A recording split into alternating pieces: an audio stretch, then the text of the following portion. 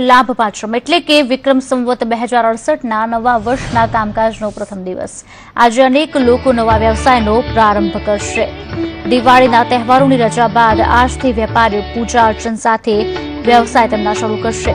લાભ પાંચમના મુહૂર્તની વાત કરીએ તો સવારે 8:02 કલાકથી 9:23 કલાક સુધી, તો સવારે 10 થી 12:57 સુધી ઉત્તમ મુહૂર્ત છે।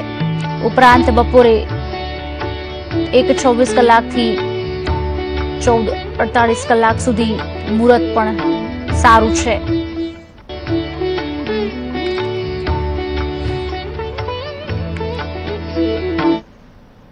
કહેવાય છે કે આજથી દેવોની દિવાળીની શરૂઆત થાય છે। પૃથ્વીલોક પર દિવાળીનો તહેવાર પૂરો થાય છે અને દેવલોકમાં આ તહેવારની શરૂઆત થાય છે। ત્યારે આવો જાણીએ લાભ પાંચમનું પૌરાણિક મહત્વ અને તેની સાથે જોડાયેલી માન્યતાઓ અંગે।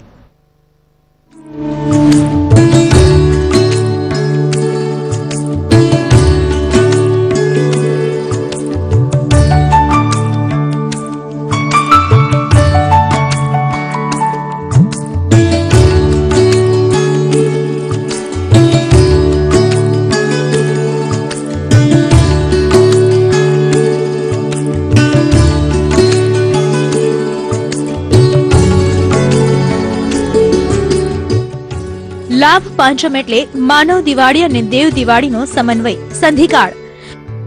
માનવો દ્વારા ઉજવાતી દિવાળીનો પૂર્ણકાળ અને દેવોની દિવાળીની શરૂઆત લાભ પાંચમથી થાય છે। આ દિવસ શુભ મનાય છે। દીપોત્સવી પર્વ એટલે અધર્મ, અસત્ય અને અત્યાચાર પર વિજય। દેવોની દિવાળીની પૂર્ણાહુતિ કારતક સુદ પૂનમે થાય છે। પૌરાણિક કથા મુજબ મહાદેવી કાર્તિકી પૂનમે ત્રિપુર રાક્ષસોનો વધ કર્યો તેમજ તેના 3 રાજ્યોનો નાશ કર્યો હતો। તેથી દેવોએ દીપમાળા પ્રગટાવી આનંદોત્સવ મનાવ્યો। આ માનવ દિવાળી અને દેવ દિવાળીનો હેતુ તો એક જ છે, અત્યાચાર, અધર્મ અને અસત્ય પર વિજય। કોઈ પણ શુભ કાર્યની શરૂઆત કરવા લાભ પાંચમ ઉત્તમ ગણાય છે। નૂતન વર્ષ, અક્ષય તૃતીયા, વિજયાદશમી, ધનતેરસ, લાભ પાંચમ અને ધૂળેટી આ 6 દિવસ કાયમી શુભ ગણાય છે। તેથી આ દિવસોમાં પંચાંગ જોવાની આવશ્યકતા નથી હોતી। લાભ પાંચમને સૌભાગ્ય પંચમી અથવા તો શ્રી પંચમી પણ કહે છે।